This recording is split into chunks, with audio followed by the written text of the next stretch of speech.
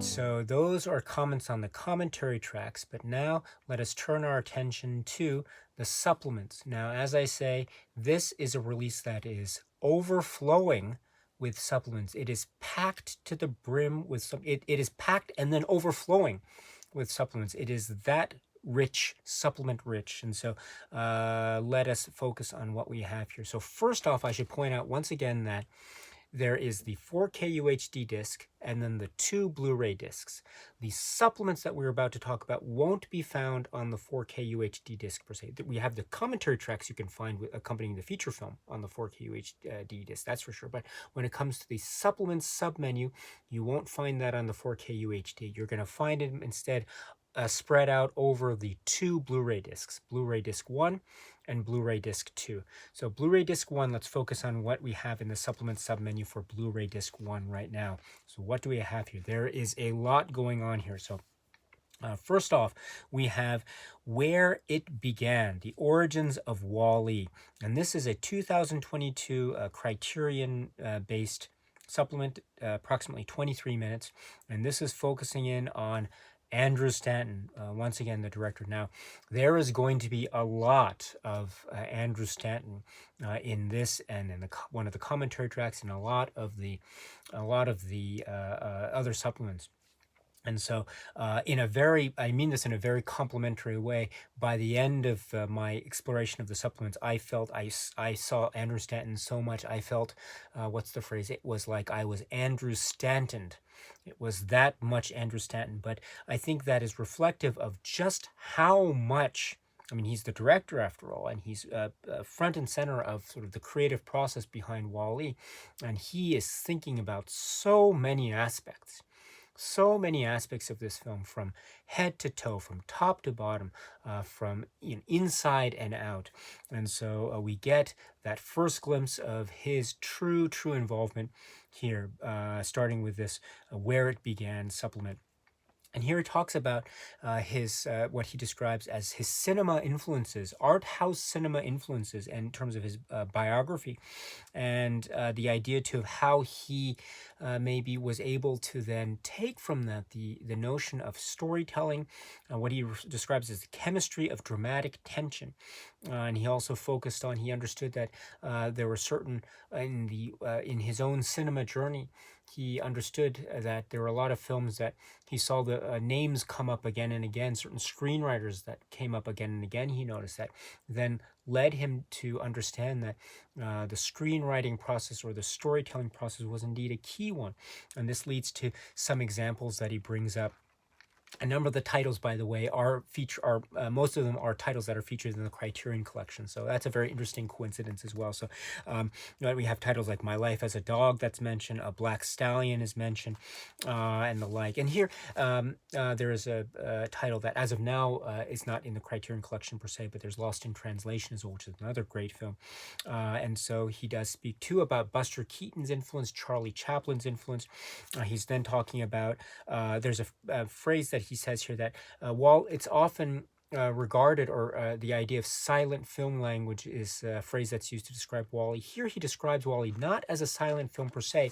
It does maybe rely on storytelling modes that could be said to be inherently within, say, the silent film storytelling mode. But Wall-E is not a silent film, because it does rely on soundscapes, and there is dialogue, and there is a way in which sound is interacting within or interwoven within the actual space of the film. But it does have certain silent film storytelling techniques embedded within it, and that's for sure. And that's where a lot of the influence, say, from, in particular, as Andrew Stanton mentions here, in particular from Charlie Chaplin and Buster Keaton. So he mentions films like Go West. He mentions film like City Lights.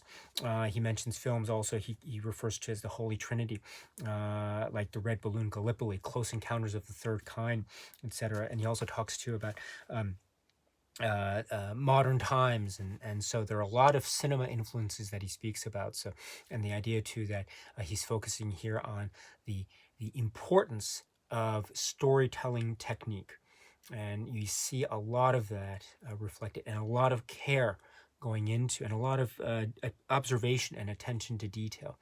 Storytelling, that's one of the hallmarks of the success of Pixar, and Wall-E is certainly a great example of that. So it's great to have this detail from Andrew Stanton, and also this understanding that he is also a cinema lover on his own cinema journey. And a lot of the films, as I say, are in the Criterion collection as well. So that's a neat little thing as well. Everything becomes very circular. So that's a wonderful detail as well. So that's a great example of why this is a great supplement.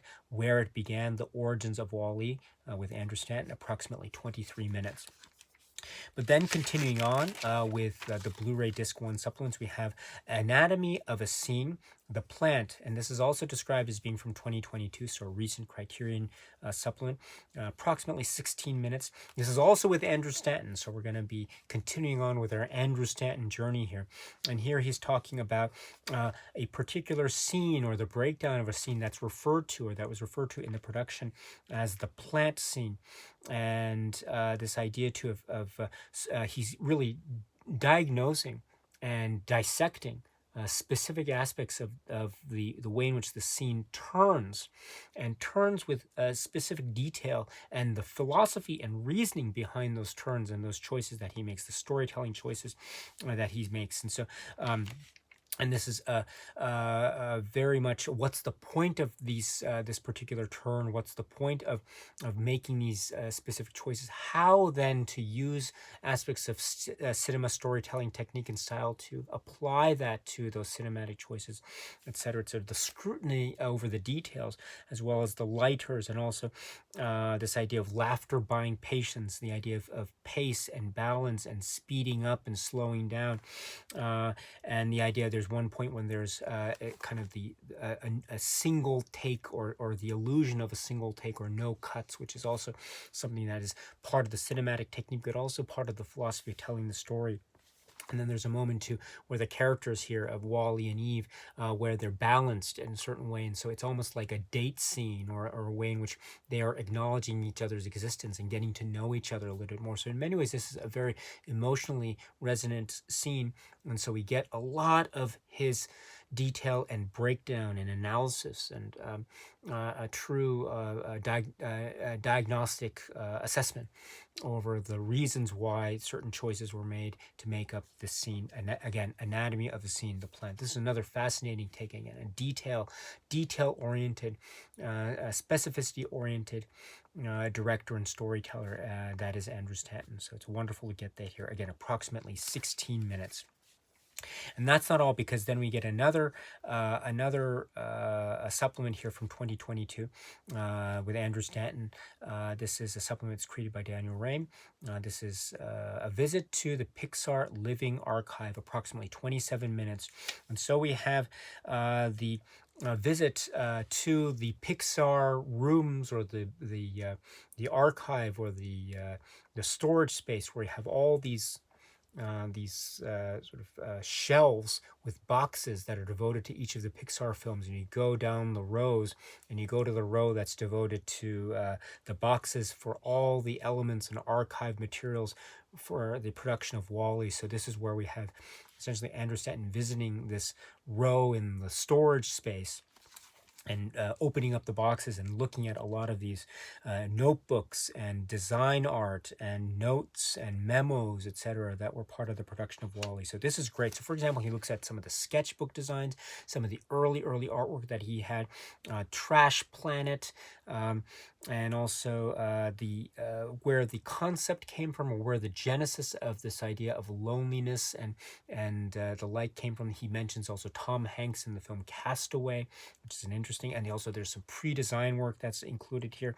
And he also talks to, I mentioned Buster Keaton. Also, he talks about the discovery of a certain pair of binoculars, and how the binocular shape that he discovered formed a shape that ends up being the shape of, you can see it on the cover art design here of Wall-E itself, this shape of his eyes that is reminiscent of that binocular shape. So We see lots of things that are part of the assembly, the concept design and the genesis of the story that end up becoming the final product that is Wall-E.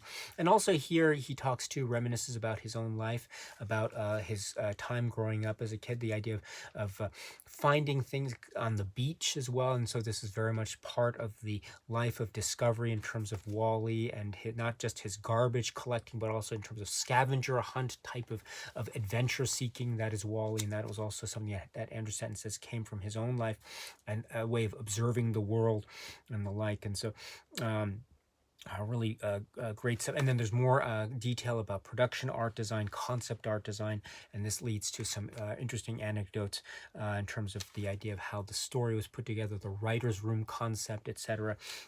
Jim Reardon, and interesting anecdote about Michael Crawford, etc. So, and the idea too about premise. He talks about storytelling and the importance of the concept of premise. So here we have more insight into Andrew Stanton and his focus on the art of storytelling in this great supplement here. So this is a visit to the Pixar Living Archive, again from 2022. Another aspect of Andrew Stanton. So again, we're being Andrew Stantoned. There's a lot of Andrew Stanton, but I say that with great respect and in a totally positive and complimentary way. So it's really wonderful because then it's also an indication of just how much he is into this art of storytelling and filmmaking and the concept of expression in the film Wall-E. So this is wonderful to get a visit to the Pixar Living Archive, approximately 27 minutes. Next up, continuing with more Blu-ray Disc 1 supplements, we have a documentary. This is from 2007. This is called The Pixar Story, and this is a feature-length documentary. It's approximately 1 hour and 28 minutes. So this film, Wall-E, is an important film in the context not just of the filmmaking prowess and storytelling philosophy of Andrew Stanton and company, but also in the context of Pixar and the story of Pixar. So for those who are interested in the story of Pixar and the history of Pixar and who have not yet seen this great documentary, this is a great place to go. So this is talking about the origins of Pixar and John Lasseter and Cal Arts and Disney and the original or the initial relationship between John Lasseter and Disney and what John Lasseter's philosophy was and what he was trying to do, and the what ended up being a somewhat rocky relationship ultimately, at first anyway, between Lasseter and Disney. But then there were some developments along the way, this idea of the idea or the cross-section between animation and science and developments in science, and there was a sort of breakthrough in a manner of speaking with a film called Tron, and that also led the way to some more possibilities in terms of again the cross-section between science and animation. And that's a wonderful thing about this documentary, or one of the many wonderful things, is this documentary starts with a description of Pixar being a place where there are animators, artists, and scientists. And so this is a core part of this. And so this is also a way in which they're telling the story of the establishment of Pixar and its roots also in its establishment, its setting within, say, Lucasfilm, and also the incredible work and the landmark work that was happening in terms of computer graphic and computer animation in, say, early films, or I say early films, but say early in the stages of, say, the history of Pixar, when we have, say, examples of, say, films like a certain sequence in a film called Star Trek II, The Wrath of Khan, for instance. And that led the way to yet more developments. Young Sherlock Holmes is an example, and then the idea too of the establishment or the independence of spinning off of Pixar from Lucasfilm, and then trying to find investors to be stay financially afloat, and that led to the engagement between Pixar and Steve Jobs. And so this then led to more experimentation, more attempts at trying to make animated shorts, Tin Toy, Red's Dream, and the like. And so and then Adventures of Andre and Wally B and Luxo Jr., etc. Then this then led to more and more developments, more and more advancements. But there was always the pressure, financial pressure. It was still unsure times, rocky waters. It wasn't clear whether this company would be able to stay afloat or it would fall under. But then there was a type of risk and a type of a roll of the dice, as it were, in a manner of speaking, on the one hand. But there was also a lot of planning, a lot of passion, a lot of desire, and a lot of effort made into what ended up becoming their first feature film venture. That is the film Toy Story. And there are a lot of unknowns that were involved in the making of that film, but ultimately we know, and also we get a sense of how the film was made, the involvement of some of the actors, Tim Allen, Tom Hanks, some of the animation tests, some of the early approaches of the storytelling, and how the story ended up changing in some key fundamental areas, in midway production. So it was rather late, but this was an indication too of how much the people were really trying to focus in on the story. And there might have been some easier, maybe not so easy connections with Disney, but ultimately the people at Pixar wanted to tell their story the way they wanted to, and that shows through in terms of the final result of Toy Story, which we know became this real box office worldwide phenomenal success, and it led the way to yet more Pixar works. And so then they talk about what the next film was, what the second film is, the second product or second film syndrome, as sort of Steve Jobs puts it. A lot of a test of a company is how they market and how they create their second product. And so what would their second product here be in terms of feature-length film business anyway? And that would be A Bug's Life. And so they do talk about a lot of the rendering, a lot of the details involved in that particular story, a lot of the challenges involved in that particular story, also a lot of the risk, etc. But that also became another great success. And then they go through more of the Pixar catalog, going up to a film like, say, Toy Story 2. And Toy Story 2, it had its beginnings almost as a direct-to-video type of story.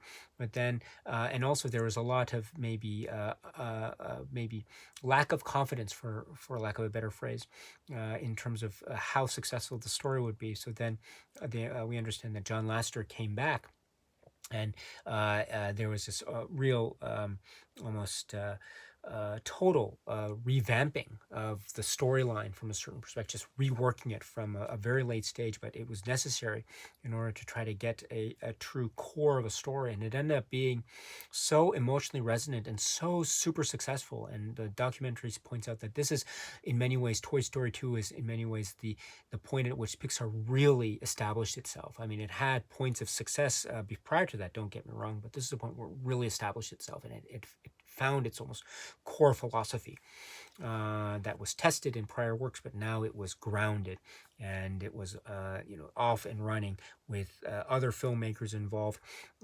In addition to Lasseter, we had Pete Docter and Monsters Inc., and also Andrew Stanton, Finding Nemo, and then bringing in Brad Bird for The Incredibles, etc. And there's mention here of the great film, which is called Iron Giant, by the way. So that's also a neat little mention here. And then, of course, we have the flow into WALL-E. So this is a documentary from 2007. Of course, we know that Pixar's journey was ongoing even post-2007, and there are a lot of things that happened, both in terms of production and also both in terms of, say, things that might have been pleasant or maybe not so pleasant in the history of Pixar and the people who are involved in Pixar post-2007, we know. So this is still a story in progress. But in terms of the story of Pixar leading up to WALL-E, this is a great documentary to go to, and especially in the early day, or relatively speaking, the early days of Pixar, and then also the early glory days of Pixar with Toy Story and beyond, to infinity and beyond, as they say. So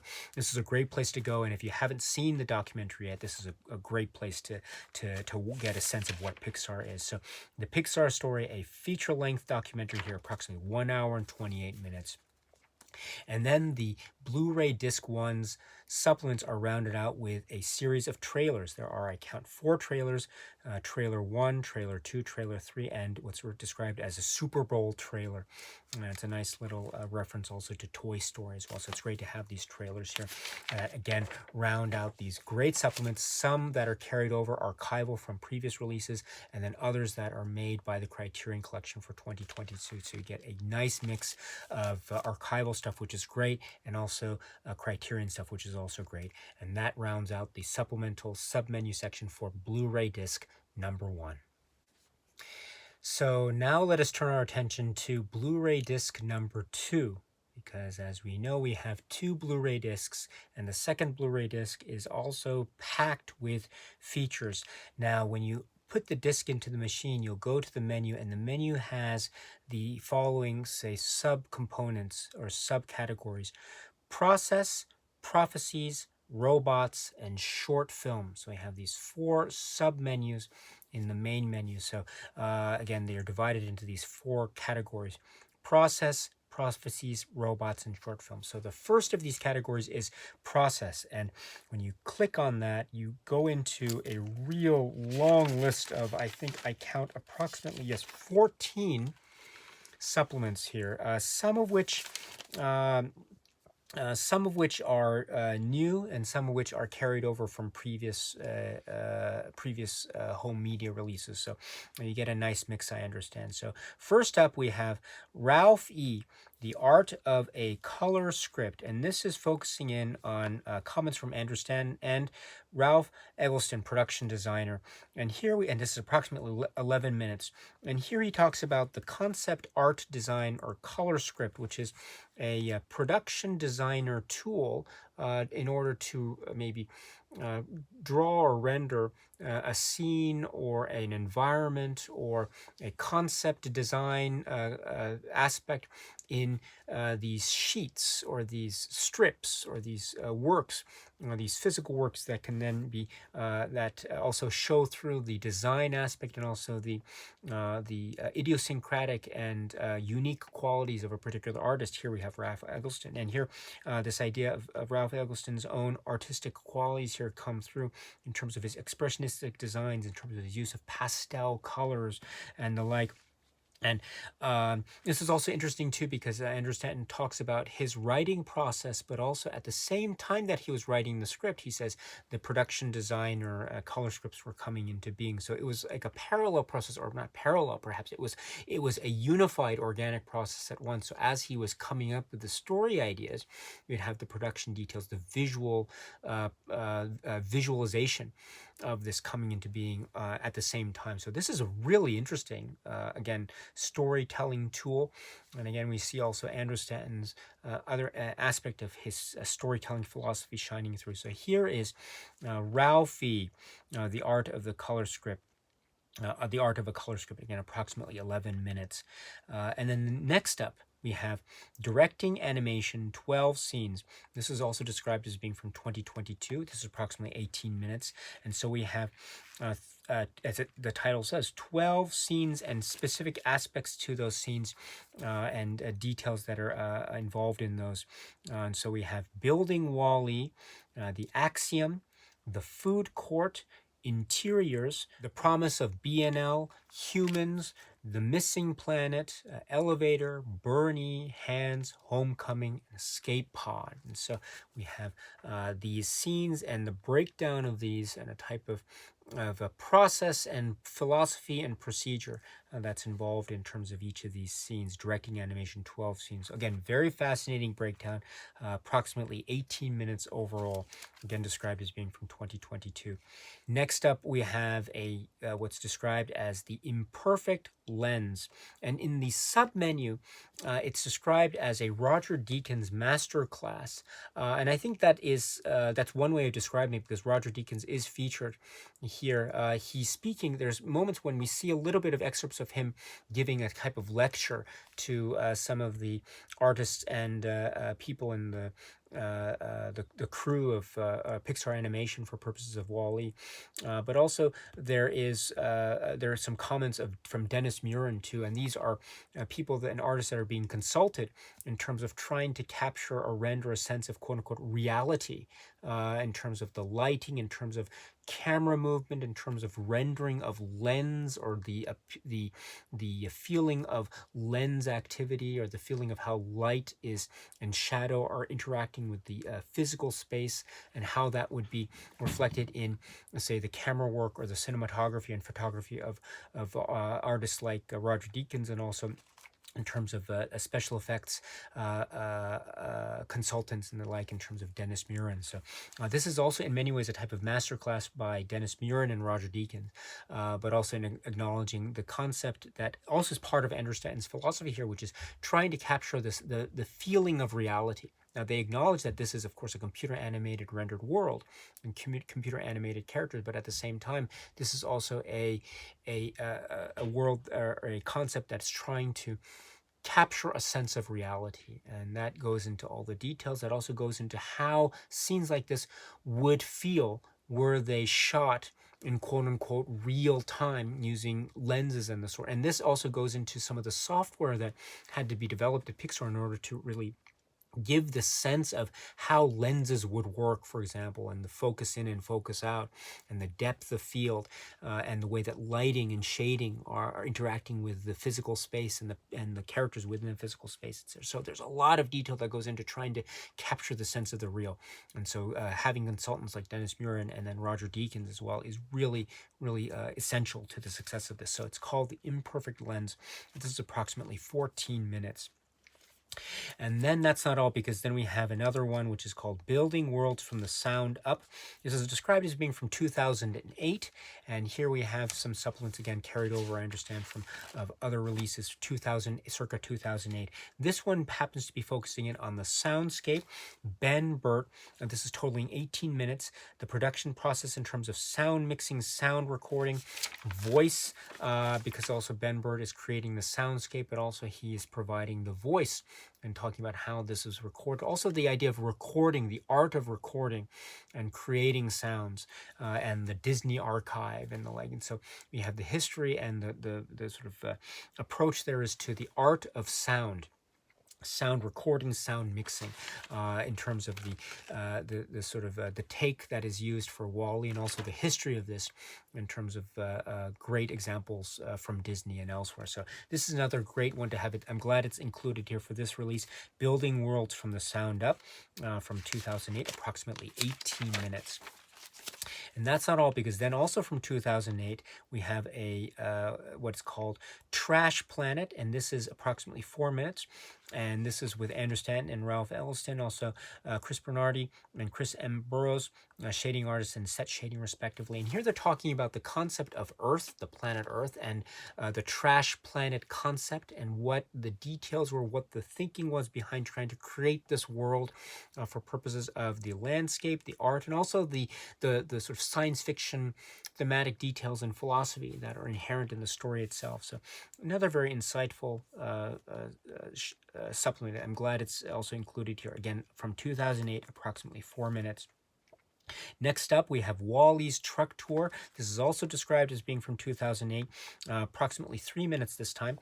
And we have a number of people, Andrew Stanton again, Ralph Eggleston, and also other artists and lighting DP, and the like, Christopher Klein, Jennifer Chang, Daniel Feinberg, and others are talking about the truck, WALL-E's private personal space, and the way in which this was designed, and a lot of the details, a lot of the things that come up in terms of what he would have collected over the many, many, many, many, many years that he would be on Earth and doing his duties there, and collecting things and finding things and putting them together. Now, some of the early concept art, it's really interesting, tended towards somewhat of the creepy, somewhat of the macabre, but so they maybe decided to go away from those choices, go to more quote-unquote, I'm not sure how to describe, maybe quote unquote family friendly, for a lack of a better phrase, but it's a really interesting thing to see the way in which the design choices and the concept art really changed over time, and also was reflective of a lot of the choices of the individual artists. So again, this is also a reminder too of how this process of WALL-E and the design choices is a really collective process as well. So it's a wonderful example of that. So WALL-E's Truck Tour, approximately 3 minutes. And that's not all, because then we have another supplement described also as being from 2008. This is Wall-E and Eve. This is approximately 7 minutes. And here we have comments again from Andrew Stanton, Jim Reardon, and Angus MacLean, and talking too about the concept and the structure and the design of the robots, because Eve has a certain design, Wall-E has a certain design.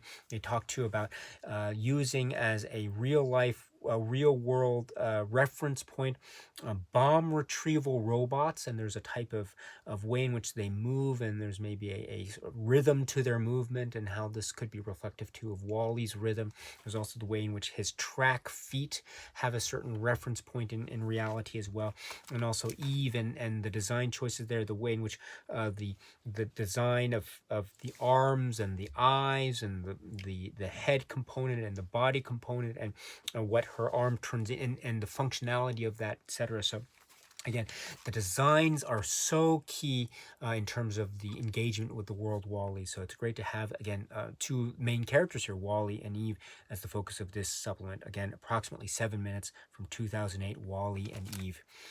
And that's not all, because the next supplement here, the 8th in this process section, is Captain's Log, The Evolution of Humans. This is also described as being from 2008, approximately 7 minutes. And here we have Andrew Stanton, Angus MacLean, Jim Morris, producer, Derek Thompson, story artist, Ralph Eggleston, Bill Wise, character supervisor, Jason Deemer, character art director, Ben Burt, and others, and talking about the original concept for what ended up being in the final film, the story with regard to the humans.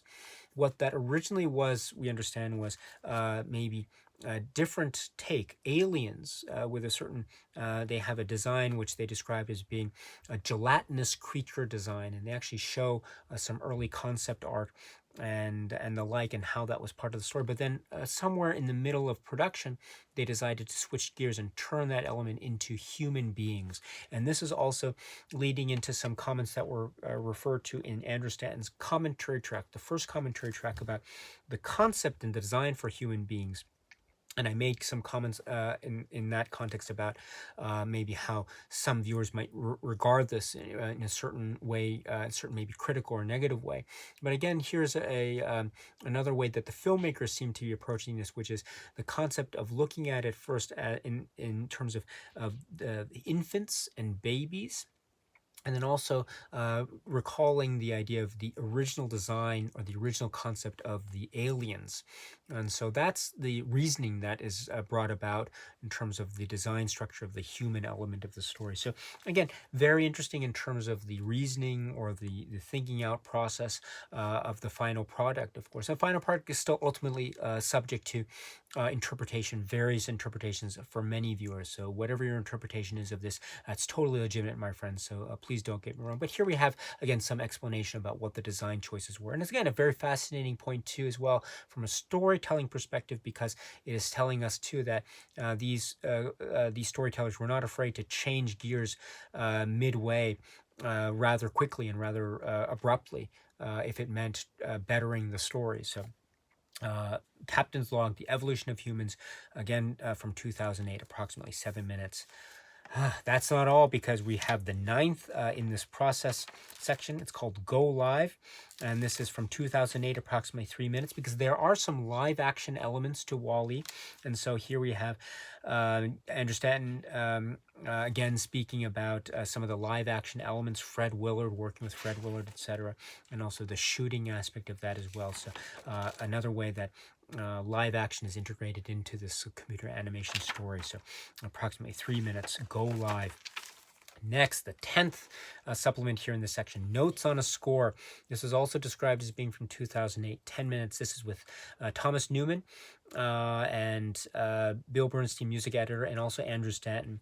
And also here we have Thomas Newman, in particular Thomas Newman and Andrew Stanton, their working relationship. And it's a really interesting one. We see a moment where they are collaborating, they're working with each other, they're going maybe a bit back and forth. Andrew Stanton is showing how he's agreeing with some parts, but is trying to get some more out of some aspects of the music. There's a point to where Thomas Newman, at one point, he's agreeing with it and trying to go along with there are other points where he is very, I think, in a friendly manner, he is giving his maybe points of disagreement and a true artistic collaboration. So I really love that. That's really interesting. We have agreement, we have disagreement, but it's all for the benefit of the film, the final product of the film. You never get a sense of one trying to out ego the other in the manner of speaking, but it's a true collaboration. So it's a great and music and storytelling. They understand that goes hand in hand, much like Wall-E and Eve going hand in hand. So notes on a score, approximately 10 minutes. Next, we have A Life of a Shot, and this is approximately 5 minutes, also from 2008. And this is talking about all the elements of a shot, and everyone at Pixar essentially is described as being involved in all the aspects from the original genesis of a shot and the pre-planning, pre-viz, to the actual elements that are integrated into the final product, etc. So we have all the people who are involved in making one shot. And again, it just shows the breadth and scope of the storytelling and filmmaking process at Pixar, Wall-E being an example of this. So this is 2008 5-minute supplement, Life of a Shot, another very fascinating one. And that's not all, because the 12th one, supplement here, is called Robo Everything. This is also described as being from 2008, 5 minutes. This is, again, Andrew Stanton, Jason Deemer, and Angus MacLean, and others talking about the robot characters, the robot designs. A lot of the design work here is very important in going into some of the functionality of the robots. Wall-E and Eve there as well, but there are other robot creations that are very important in terms of the functionality and also the propelling forward of the story. So like Otto, for example. So the robots are also a key link, and the design choices for the robots are the key link as well. So it's great to have some comments there again in this Robo Everything supplement, approximately 5 minutes from 2008. And that's not all, because then we have a deleted scene section. This is totaling 23 minutes overall. There's an introduction, once again, from Andrew Stanton. And then there are the scenes themselves, which are described as being the garbage airlock, docking, secret files, and dumped or dumped to. And so he introduces each of the scenes, and we get to see the scene. And most of them are concept art stages, except for one, which he describes as being changed at 11th hour. But for the most part, these are concept art level point in time changes, and he talks about what the scenes were, what the story idea was at the time that would have had the scene's significance. But ultimately, he then tells us at the end why the scene was either excised or removed or changed for whatever reason. So again, interesting to see where the story could have gone. There are some scenes in particular that really would have turned some story elements a complete 180 to when they ended up being in the final film. So it's interesting choices that could have been made but ended up not being made. And it's also interesting to hear from Andrew Stanton why those choices, again, the phrase being ending up on the cutting room floor, why that was the case. And you really have to respect Andrew Stanton for a lot of the choices here. So great stuff here. So the deleted scene section totaling approximately 23 minutes. And then we have the 14th and final supplement in this process section. Again, I referred to it earlier, Geekorama. This is 4 minutes. And we have members of Pixar crew here for Wall-E, in a sense, celebrating their geekdom. They refer geek culture, and there's mention here of differences between, say, Star Trek 2 and Star Trek 3. There's references to Tron, Superman, robots, and the like. So again, there's a lot of what they self-describe as the geek culture and the celebration of the geek culture, both in the behind-the-scenes aspect of the making of Wall-E and also embedded within Wall-E itself. And references to Betamax, laser discs. Hurrah for laser discs. Yes, and the like. So this is a really wonderful supplement, Geekorama, approximately 14 minutes. And with that, my friends, that rounds out one submenu of this Blu-ray disc number 2. Wow. Now, the second submenu in this Blu-ray disc number 2 is called Prophecies. And here we have two supplements. One is called Wall-E A to Z, or almost A to Z. And this is described as being from 2022, approximately 12 minutes. So I understand this to be a new supplement for this release. And this is from Andrew Stanton and Jim Reardon, who are speaking. I think they're speaking in like Zoom or online conference, I think, but you hear their recorded voices for the most part. And it's going through an A to Z using words that begin starting with a letter A and B, not going through each letter of the alphabet, but almost all the letters of the alphabet. That's the word almost.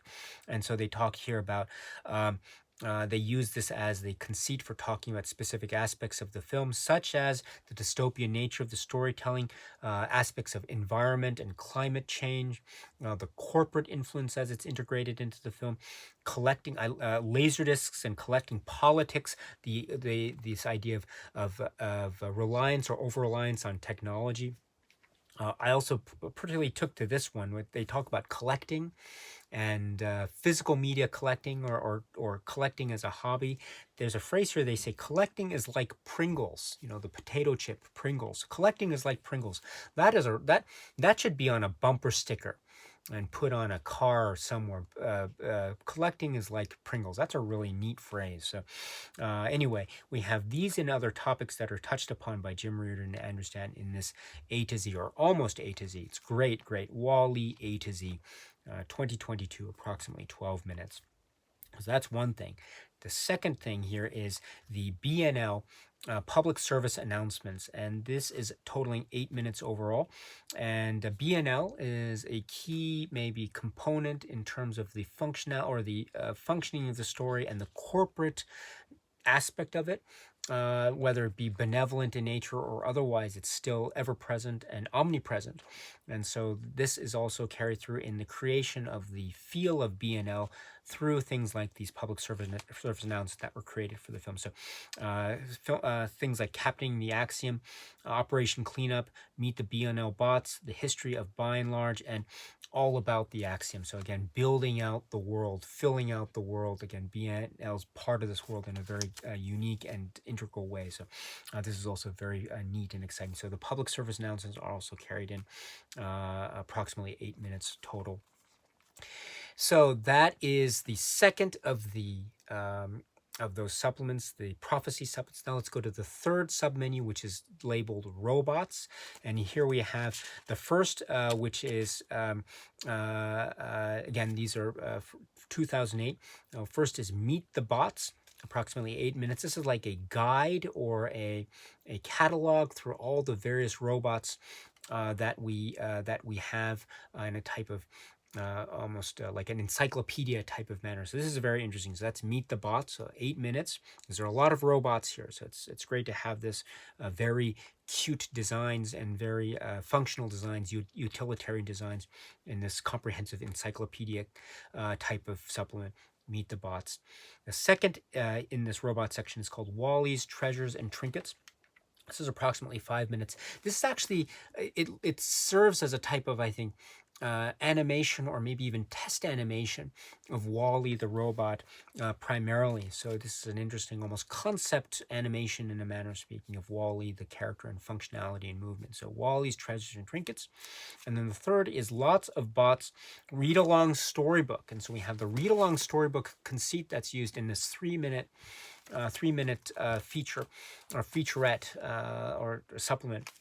Again, building out the world, filling out the gaps, and really creating the sense of, it's world building. This is world building using the storybook, read-along storybook conceit. It's very clever. So lots of bots read-along storybook. So these were brought over. It's nice to have these supplements again brought over for purposes of this Criterion release. So that's the third section here. Now, the fourth and final section of Blu-ray disc number 2 is short films. And so here we have short films. We have a story, which is 7 minutes, which is from Andrew Stanton from the late 80s, 87, during his Cal Art days. And also there's a commentary here. And this is a really kind of almost subversive or a somewhat twisted, macabre take on, say, Saturday morning cartoons and the like, and that cartoon culture. And it's quite clever, and it has a type of almost a cutting edge to it. So, and almost like, and also elements of like clowns and almost a sense of a type of a cartoon violence in a manner of speaking. So it has this edge to it, which I think is, there's a certain undercurrent as well to Wall-E. It's not, I would say, directly prevalent, but it's there in bits and pieces. And so we have what might be said to be a type of genesis or underlying current as shown through a short work like a story. So this is fascinating. So with commentary totaling overall 7 minutes. And the next is short film here is Bernie from 2008 from Angus MacLean, approximately 7 minutes. And so you have the option of watching this or having the film with in the corner some storyboard activity. And so this had been made available through other releases, but now we have it made available again through Criterion. So it's great to have. And also it's telling the story of a seemingly side character in the world of Wall-E, and so we get the what happens to this character from this character's perspective as certain events of Wall-E are going on. So it's what happened to this character that we saw only briefly in the film. This character gets its own short film here, so you get all the details of what happened as the events of Wall-E were taking place. Really cool, very clever, fascinating stuff, and also the screen and screen option is made available here. So Bernie, approximately 7 minutes. And so that is the extent of the supplements on Blu-ray Disc 2. There are some things that are carried over from previous releases. Actually, I should point out there are some things that haven't been carried over. For instance, I don't think all, the short films that had been made available in other non-Criterion releases like Presto, I don't think were made available here. So if for anyone who is trying to be a completionist when it comes to every supplement that has been made with regard to Wall-E, your best bet is to rely not just on the Criterion release, but to rely also on other non-Criterion previous releases if you want to be have a complete set of all the supplements that have ever been made about Wall-E and released with Wall-E. You're not going to get everything that has ever been made and ever been released as supplements in this Criterion release. So, but you are getting most of it, and you are getting, my understanding, most of it, and you are getting also new, freshly made Criterion supplements, as I described them, starting with Blu-ray Disc 1 and also carrying over into some of Blu-ray Disc 2. So there is a lot. There is a lot of stuff here. And one of the great strengths of this Criterion release is the supplements. This is packed. Now, as I said, there's a lot of Andrew Stanton. And so by the end of this, I was, as I say, Andrew Stanton. And I mean that once again in a very positive and complimentary way, because I have now a great appreciation for his work and also the work of the people at Pixar who really just put so much care and energy and time and commitment and weren't afraid of changing at the 11th hour, and weren't afraid of assessing and reassessing and questioning. Is this the right story choice? Is this the right story choice? And you get this. You really get this.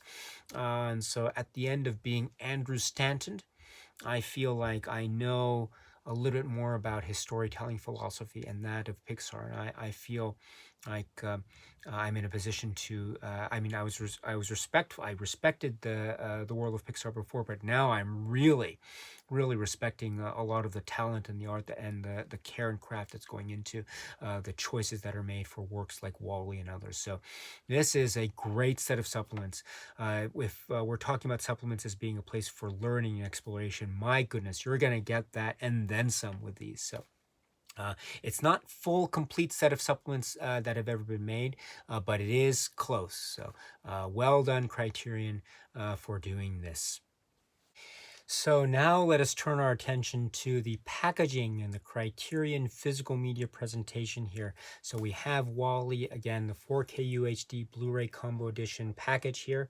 And this is a Digipack, which means it has the outer shell, which is looking like this with some really interesting cover art design choices here. And the font, etc., which is recollecting how this looks, of course, in terms of the marketing and the titles. But now we have the integration of the outer shell with the inner shell as per customary for the digipack design. And then as I showed before, we have the discs like so. And so I should point out, I think I think disc 1 should really go on top and then disc 2 here. So I think I have 2 and then 1 for purpose. Maybe I just accidentally put them in this order, but disc 1 came here and disc 2. So sorry about that detail for those who caught that, but this should have been 1 and 2, I think, just for the sake of type of in terms of detail orientation. All the supplements in Pixar indicated to me that Pixar and Andrew Stanton are really detail oriented, so I really should have switched those discs. So I apologize for that. But in any event, this is the housing mechanism for the discs themselves, 3 discs, and the design choices are quite excellent. We see the shelves and what are on the shelves in terms of collecting and Wally and his life, and we have this digipack art design. And I should point out too that inside we would have the booklet, and I've just taken it out for purposes of this video discussion. Now, before we get to the booklet itself, which is great by the way, I should point out that the booklet indicates art credited to art director Sarah Habibi, Eric Skillman, illustrations Jason Reich. So there you have it. Again, look at that design. Very, very, very excellent design indeed. Now, continuing on with the excellent design choices, look at this. This is the staple booklet, and it is packed. This is one of the best booklets of Criterion released this year. And it's robust, it's clever, it's Trash Planet, which is reminding us of some of the sketchbooks that we had seen in that Disc 1 supplement, which was a visit to the Pixar Living Archive, which is where we saw a moment where Andrew Stanton was looking through some of his early sketchbook designs. It's similar in that way, and also the name Trash Planet as well is right here. Very, very clever, and that has a purpose too, because when we open it, we see the cast and credits section. We also see an essay, great essay by Sam Wasson. Please read this essay. It's wonderful. It's great. It's talking about the context of this film. I'm sorry, the film in the context of Pixar, Andrew Stanton's work, the story, the themes, the characters. Again, watch the film first before, but after you watch the film, you can read this great essay by Sam Wasson called Whoa. Very cool indeed. Great essay. But that's not all, because you can see from the very outset that there are some design points. There are some facsimile pages of, say, outline beats here, etc. And what does this mean? This is actually indicating too that the second part of this this booklet is called Wally's Scrapbook, starting on page 15. And here, look, this is what it is. And so it's saying that, well, let me read it here from page 15. Wally's Scrapbook. The inspiration for the character of Wally came in 1994 near the completion of Pixar Animation Studios' first feature, Toy Story, directed and co-written by John Lasseter. Lasseter, along with his fellow writers Pete Docter, Joe Ranft, and Andrew Stanton, gathered for a brainstorming lunch to explore ideas for their next project. Stanton pitched a story about a lonely robot accidentally left on Earth after humankind had departed. It was Docter who initially ran with the concept, and in 1996 he commissioned illustrator Harley Jessup to sketch some preliminary art. Docter moved on to Pixar's Monsters, Inc., and the robot project lay dormant for nearly 10 years until Stanton picked it up again in 2003. The materials presented here show Wall-E, which began under the working title Trash Planet over the course of its early development. End quote. And so that begins the journey that we see in these facsimile pages here. Look at that. Look at the Trash Planet Fable sheet notes here, synopsis notes, as well as drawing designs, sketch art, concept art. Look at this. This is so cool. And I was looking at this, and it's just, again, the attention to look at this and the pictures here. Oh, this is absolutely wonderful. So this is one of the great strengths, truly one of the great strengths. And this is why I love the staple booklet so, because you get the opportunity to have the experience, even in, I understand that this is just one of many archival materials with respect to Wall-E, because if you remember that supplement of the visit to the Pixar archives, it was just shelves and shelves and shelves of boxes that were devoted to Wall-E related archival material. So I get that, but to have this and to have these notes and to have these drawings and concept art designs and notes from Andrew Stanton, etc., and the reference to Trash Planet, oh, this is why I love physical media. It's stuff like this. It's just a reminder and a reminder of just how much care goes into the art and craft of filmmaking, animation, design work for years and years and years prior to the final release date. So, and you get a sense of that, a real great, robust, and vivid and full-bodied sense of that when you go through this particular booklet, staple booklet, lots of pages, so many pages, galore. Great, great, great. So please, and the essay too, it's great. So all in all, one of the best booklets. Oh, look at this. This is so cool. One of the best booklets of a Criterion release this year. So please check it out if you can. This is one reason why I'd say this release overall is absolutely fantastic. So there you have it. There is a discussion of the Criterion release of Wall-E. Wow, there's a lot there. I'm breathless. I am. It's like I've run a marathon at the end of this because there's a lot to talk about, and so. But I enjoyed it thoroughly. I enjoyed exploring this thoroughly. I enjoyed going through this and revisiting this film, and re-engaging with this work. In the concept or in the context of Criterion. And I should say in conclusion that this is, of course, a release that got a lot of attention when it was announced.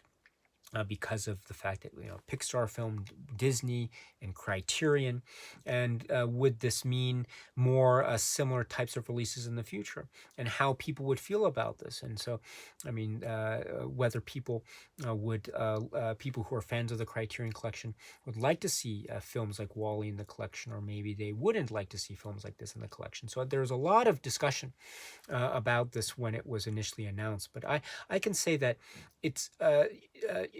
it's great to have a film like Wall-E in the Criterion Collection. It really is. And if this means more films from, say, Disney or Pixar via the Criterion Collection, I'm all for that. So the more the merrier. And of course, this means there's films like Wall-E, but there are also, I mean, the Criterion Collection is very vast. And this is also, I think, an indication of the great, say, maybe attempts and endeavors by Criterion and others to try to get as many films as part of the collection as possible. And if it's possible to get films like Wall-E and maybe others in the future, whether in the immediate or distant future, I'm all for it. So, and if it's any indication too, the final product is top notch. It is really top notch. And so if we can get final product even close to the levels that we've seen here with Wall-E and the Criterion release, so that I am all for it 100%. Whatever Criterion and other studios might have in mind in terms of future releases, I'm very excited indeed. If Wall-E is any indication, I am very excited indeed. Once again, there are many people who are fans of the Criterion Collection. I get that. Many, many people. The Criterion Collection, it reflects as many facets of cinema as it can. And good for it. That's why I'm a fan of Criterion. That doesn't mean that everyone has to love and watch and purchase every single film in the Criterion Collection. So, if Wall-E is not your cup of tea, if Wall-E is a film that you maybe are not into, that's totally okay. You are totally within. That is your choice, and I respect your choice wholeheartedly, 100%. But that doesn't mean that you still can't enjoy the Criterion Collection, right? You can still enjoy other offerings from the Criterion Collection. There are other great titles made available because it is that vast of a collection. There's so many great sources of variety and different areas of cinema that are reflected, such as this area, which is Pixar and computer animation and the works of Andrew Stanton and a film like Wall-E. So this is one but one example of many examples out there in cinema that I think Criterion is trying to reach. And so if it's able to get this, it also is a reminder that Criterion does have within its collection many other great shining examples from cinema all over the world, including, of course, a film like WALL-E. So whatever your take is on the inclusion of this film into the Criterion collection, or whatever your engagement is with the Criterion collection, in any event, I know that your choice is your own, and I totally respect that. And going forward, I look forward to our continuing discussions of many a Criterion title beyond. So, my dear friends, thank you so much for everything. Your enthusiasm and excitement for Criterion and others is so lovely and so heartwarming and so encouraging, and that it provides me sustenance to keep on going. So thank you very much, my dear friends, as always, for being great film enthusiasts, and thank you for stopping by and checking out this discussion on the Criterion release of WALL-E. And so with that, my friends, please be happy and healthy and well, and please keep on watching a lot of great movies. And so until the next video, my friends, stay strong, stay safe, and cheers.